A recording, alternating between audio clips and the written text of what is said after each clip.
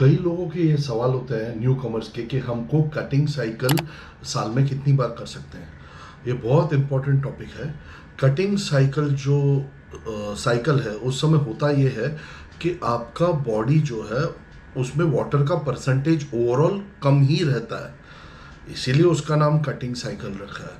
देखिए, cutting cycle शुरुआत करने के पहले आपका body already single digit fat पे आ जाना चाहिए।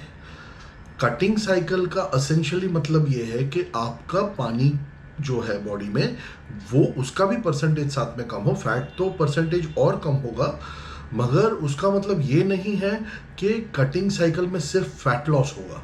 कटिंग साइकिल में फैट लॉस भी होगा और थोड़ा सा वाटर लॉस भी होता है।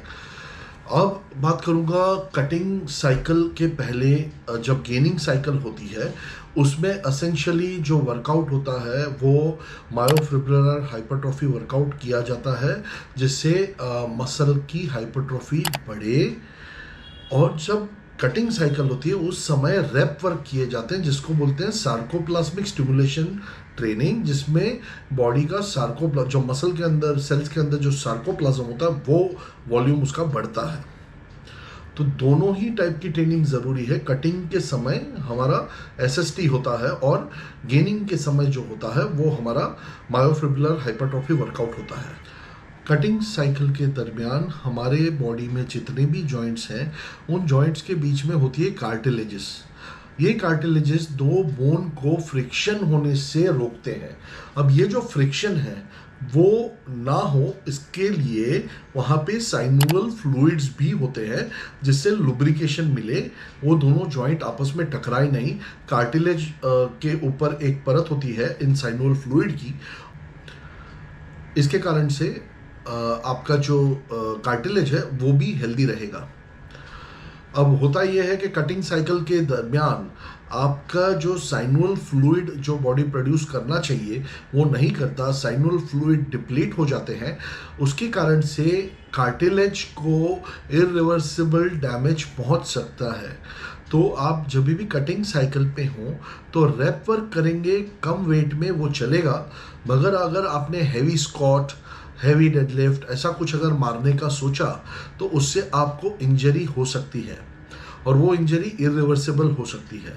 तो आपको बहुत ध्यान रखना है कि जब आप कटिंग वर्कआउट पे हो तो ये चीज़ का आपको डेफिनेटली ध्यान रखना है कि आप हैवी वर्कआउट करके अपने कार्टिलेजेस जो है, जो जॉइंट्स होते हैं, उसको डैमेज ना करें। उसको आप उतना ही स्ट्रेस दें जितना वो झेल पाए, क्योंकि ऐसे भी लुब्रिकेशन कम होता है कटिंग के दरमियान।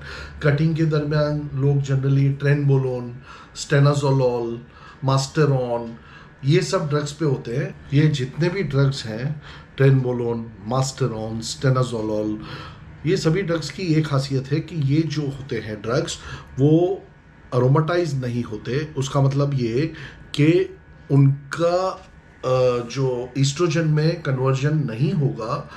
अब ईस्ट्रोजन में कन्वर्ट अगर होगा और ईस्ट्रोजन के लेवल्स बढ़ेंगे बॉडी में तो उससे होगा ये कि आपका बॉडी फैट रिटेन करेगा ज़्यादा और वाटर भी ज़्यादा रिटेन करेगा। अब ऐसा होने से आपका जो डिज़ायर्ड रिजल्ट है वो तो नहीं पहुंच पाएगा। इसके लिए कटिंग सीजन के दरमियान ऐसे ड्रग्स लेते हैं जो अरोमाटाइज ना हो। कटिंग के दौरान कभी भी डेकाड्यूराबोलिन, बोल्डिनॉन, टेस्टोस्टेरोन के लंबे ईस्टर्स ये सब नहीं लेते।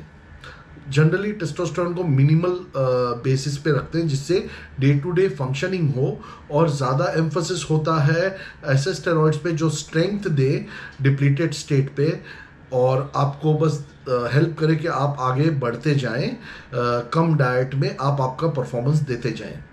तो कटिंग सीजन जो है वो असेंशियली साल में आप एक बार करो तो समझ में आता है, उससे ज़्यादा कटिंग आपको नहीं करना चाहिए। और कटिंग जो पीरियड है वो 2 महीने से ज़्यादा एक्सीड ना हो तो बहुत अच्छी बात है। देखिए, बहुत सारे लोग डेकाड्यूराबोलिन पे पूरा साल रहते हैं, उससे इतना डैमेज नहीं होगा जितना ट्रेनबोलोन को 2 या 3 महीने से लेने से होगा।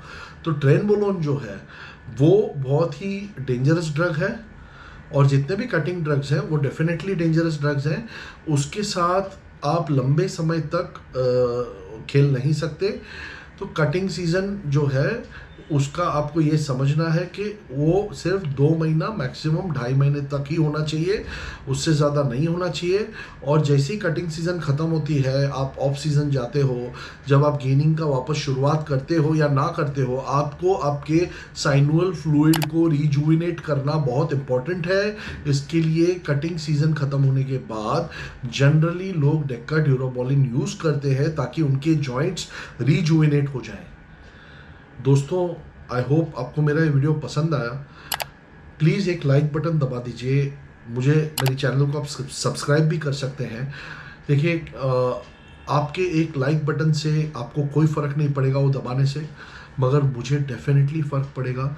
एक तो मुझे मोटिवेशन मिलेगा और दूसरी बात ये कि मेरे चैनल की रीच बढ़ेगी। मेरी आपसे तहे दिल से ये दरख्वास्त है कि आप मेरी चैनल को सब्सक्राइब कीजिए और शेयर कीजिए अगर आपको कंटेंट पसंद आया तो।